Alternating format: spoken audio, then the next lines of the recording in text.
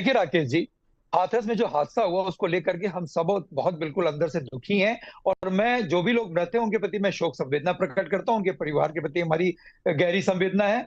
देखिए ऐसा है कि किसी ने किसी को लेकर के, आपने कहा ना भाई आखिर एफआईआर में बाबा का नाम क्यों नहीं। मैं पूछना चाहता हूं सरकार में बैठे लोगों से, आपके चैनल के माध्यम से, कि अगर बाबा दोषी है तो बाबा का नाम सरकार आखिर क्यों बचाना चाहती है बाबा को। बाबा को किस दबाव में सरकार जो बचाना दीपक रंजन, आपके इस सवाल से मैं 100% सहमत हूं और मैं पहले दिन से यह सवाल पूछ रहा हूं कि एफआईआर में बाबा का नाम क्यों नहीं और बाबा अभी तक फरार कहां पर है। इसीलिए मैं अनिला सिंह के पास बाद में जाऊंगा, लेकिन मैं आपने कहा कि अगर बाबा दोषी है, आपको लगता है कि बाबा दोषी नहीं भी है? अरे भाई आपके मुख्यमंत्री जी कह रहे, मुख्यमंत्री जी वहां पे, अरे मैं आपसे पूछ रहा हूं ना, सारे मुख्यमंत्री की बात आप मान लेते हैं क्या? योगी आदित्यनाथ जो भी कहें आप लोग उसे 100% सच मानते हैं क्या? तो ये हमारी सारी बातें मान लेते हैं क्या? नहीं, वो ना माने, मैं पूछ रहा हूं ना आपसे, आपकी नजर में बाबा का कोई दोष है कि नहीं है?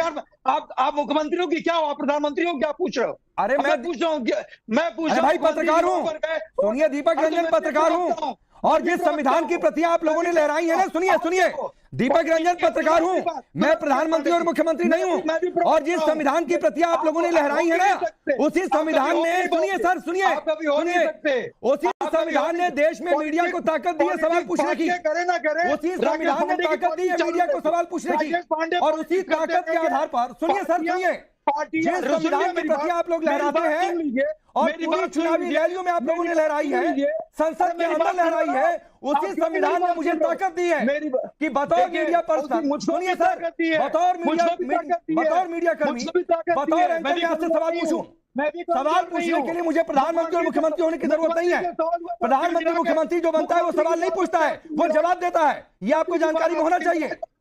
राकेश पांडे जी मुख्यमंत्री की बात आती, अरे सुनिए दीपक रंजन जी, मैं जो सवाल पूछ रहा हूं उसका जवाब दीजिए। आपकी नजर में बाबा दोषी है कि नहीं है, मैं ये जानना चाह रहा हूं। बिल्कुल 100% दोषी है, और जो भारतीय जनता पार्टी की सरकार है उनकी नजर में अगर दोषी है तो एफआईआर में नाम क्यों नहीं है? फिर अगर दोषी है एफआईआर में नाम है, फिर अगर दोषी है एफआईआर में नाम क्यों? हम तो कह रहे दोषी है। हाँ तो ठीक है, अगर दोषी है तो यही तो मैं जानना चाह रहा था दीपक रंजन जी, फालतू का आप चले गए कि मैं सवाल क्यों पूछ रहा हूं, मैं प्रधानमंत्री मुख्यमंत्री हूं क्या?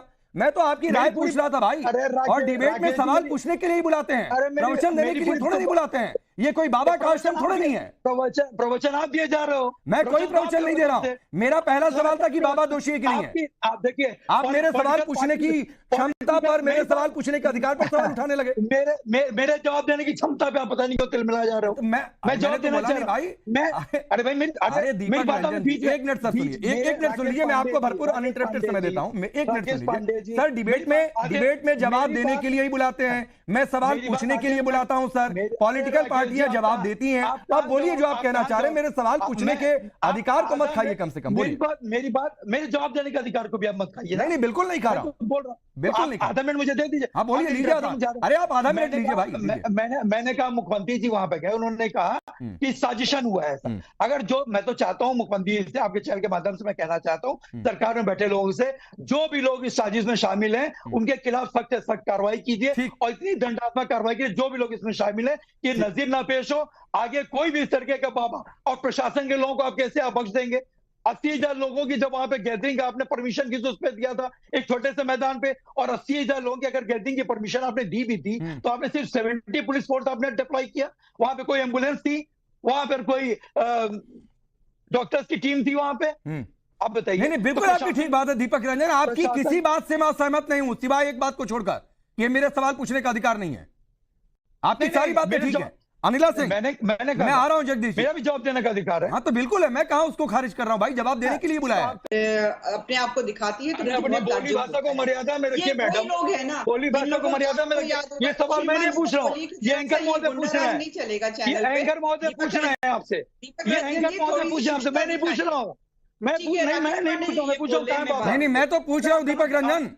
और अनिला जी, ये सवाल तो बनता है कि बाबा अभी तक फरार है, उसका नाम एफआईआर में क्यों नहीं है? बाबा का ये पूरा प्रवचन मरते लोगों को छोड़कर चला गया, उसकी कोई जिम्मेदारी नहीं फिक्स की जाएगी क्या? ये सवाल मैं पूछ रहा हूँ। या आप ये चाहते हैं कि इतने सेंसिटिव मुद्दे पे भी मैं गली में जैसे कुत्ते भौंकते हैं उस तरीके की डिबेट चाहते हैं दीपक रंजन? नहीं एक मिनट, दीपक भाई रुक जाइए, रुक जाइए अनिला जी को बोलने दीजिए। दीपक भाई रुक जाइए, प्लीज अनिला जी को जवाब दीजिए। मैं बोल उधर से शुरू कर दी। जवाहर बाग जो इंसिडेंट हुआ था, ये भूल गए हैं क्या? परेशान क्यों रही है? पुलिस सूरज अधिकारी की जान चली गई करिए ना, सूरज एफआईआर करिए ना, एफआईआर का नाम क्यों नहीं उसका? जो डायनेमिक क्यों नहीं है अधिकारी था, उसकी जान चली गई थी। उसका आश्रम क्यों नहीं कर पा रहे हैं आप लोग? कहाँ चला गया बुलडोजर? बुलडोजर कहाँ चला गया? अरे चलिए भूल, आप ताजा मामला जो आप लोग भूल जा रहे हो, ताजा मामला भी है, कब का भी नहीं हुआ, आप लोग भूल जा रहे हो। कोई कार्रवाई नहीं, एफआईआर में नाम नहीं, इसमें पॉलिटिक्स कर रहे हो आप लोग। उसके खिलाफ कार्रवाई होगी, जेल भी जाना पड़ेगा।